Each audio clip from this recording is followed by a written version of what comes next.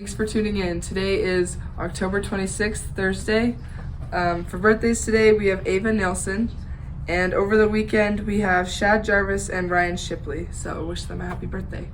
For lunch today, it's beef-a-roni, garlic bread, garden salad, pineapple, and milk.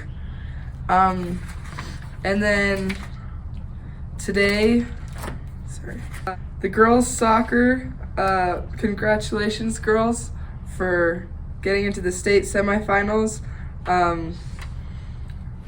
Their game is today, so come support if you can. There's also a FCCLA lunch meeting and an art club meeting at lunch. The art club meeting is in Mr. Johnson's room. Mrs. Sorry. Yeah. Okay. And then there's JV football versus Alchese, so good luck, boys. It's the last day of Red Ribbon Week, and we want to thank you for supporting healthy, drug-free lifestyles.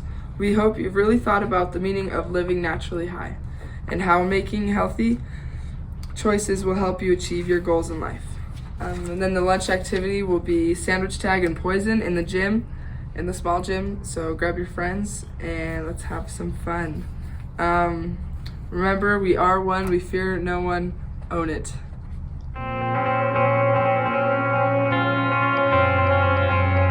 The roller coaster of emotions, I'd say, of preparing for a game. So you get to the stadium, you're nervous, and then you start to warm up and the butterflies start to go away a little bit, and then you come back to the locker room, you get dressed, you get ready, and the butterflies come back, and then you run out on the field and 80,000 people are screaming. It just gives you the greatest sense of joy and adrenaline. I mean, just the emotion that I get from playing football, it's pretty crazy.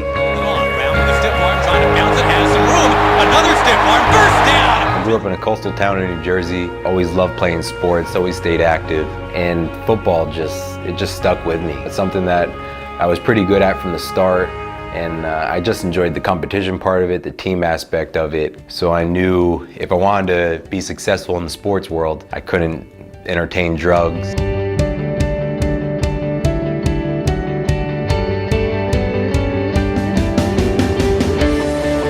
As a child growing up, I knew I wanted to play in the National Football League. I knew that was my ultimate dream and goal.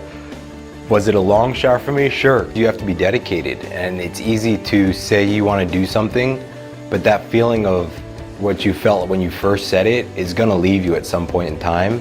And when that feeling leaves you, the commitment you need to have and dedication over time is what pays off. A lot of people lose the commitment and drive when they don't feel like doing anything, and that's why, unfortunately, people just don't live up to their dreams and potential. Ellen Clemens will hand it off. And up the middle, Donald Brown bashing his way to the 16-yard line. There are plenty of times where things have gotten hard along my journey to where I am now, both on and off the field. There were a ton of naysayers. A lot of people didn't think I could do what I did, that didn't want to see me succeed just for the simple fact that they weren't able to achieve their goal. And then people that just flat out stopped believing in you. And there have been plenty of times in high school, college, and pros where at one point in time I thought about quitting. But you have to realize what you're playing for. You know, I'm playing for my family, I'm playing for, kids, I'm playing for everybody back home. What separates the good from the great is just digging down deeper, working that much harder, and really tapping into, your abilities that much more. Week 17, he's under center from the 12, handoff Donald Brown, skips up the middle. There are people that are willing to help you. A lot of times you hear coaches taking players under their wing. You just have to be receptive of it and be respectful and loving to them in return. When somebody offered me drugs, I would say no. And then it got to the point where people wouldn't ask me anymore just because I said no so much, and they knew what I stood for. The more you start to say no and the more people start to respect you, it gets easier. But it's definitely not easy at first. People may say things to you like, oh, it's all right, and everybody's doing it, things like that. But at the end of the day, when you stick to your guns and realize, you know what, this is what I believe in, I don't want to do it, then it gets easier as you go. You find other people that have the same common interests and beliefs that you have. Trust me, they're out there. Just literally put your blinders on to everybody else, you'll be all right. When you see friends going down the wrong path, it kills you because you saw what they were like before they were introduced to drugs or introduced to whatever it was that made them change.